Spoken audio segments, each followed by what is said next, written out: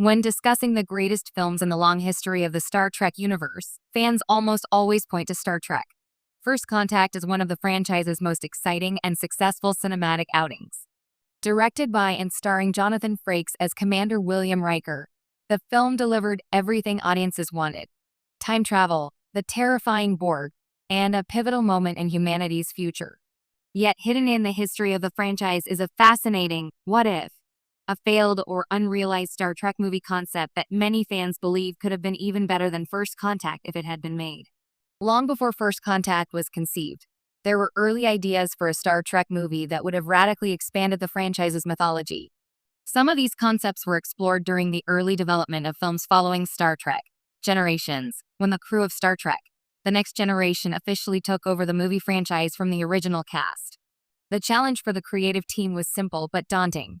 How do you give the new crew a story as memorable and cinematic as the adventures once led by James T. Kirk and the original Enterprise crew?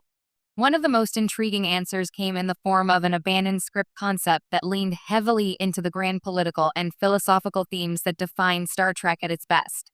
Instead of focusing primarily on action or a single villain, the proposed story would have centered on a massive interstellar crisis threatening the fragile alliances between the Federation and its rivals. At the heart of the story would have been Jean-Luc Picard, portrayed by Patrick Stewart. Unlike the intense personal revenge arc that drove Picard in First Contact, this film would have showcased the captain at his most diplomatic and intellectual.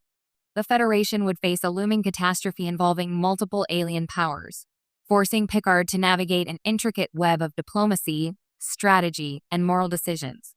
In many ways, the concept echoed the philosophical tone of classic episodes from The Next Generation. Picard would have been forced to confront not just an external threat, but the very principles that define the United Federation of Planets. Could the Federation truly live up to its ideals when faced with existential danger? Or would fear push even the most enlightened society toward darker choices? The scale of the story was reportedly enormous.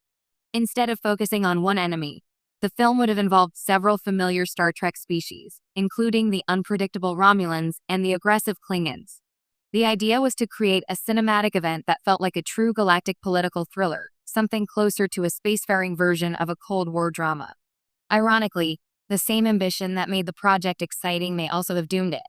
Studio executives often worried that Star Trek movies needed a strong central villain and plenty of action to succeed with mainstream audiences. That concern ultimately helped steer the franchise toward First Contact, where the terrifying Borg provided a clear and recognizable enemy. The Borg, of course, had already been established as one of the most frightening threats in Star Trek thanks to episodes like The Best of Both Worlds. Seeing them return on the big screen, especially after Picard's traumatic assimilation into Locutus of Borg, made for an emotionally charged story that resonated with audiences.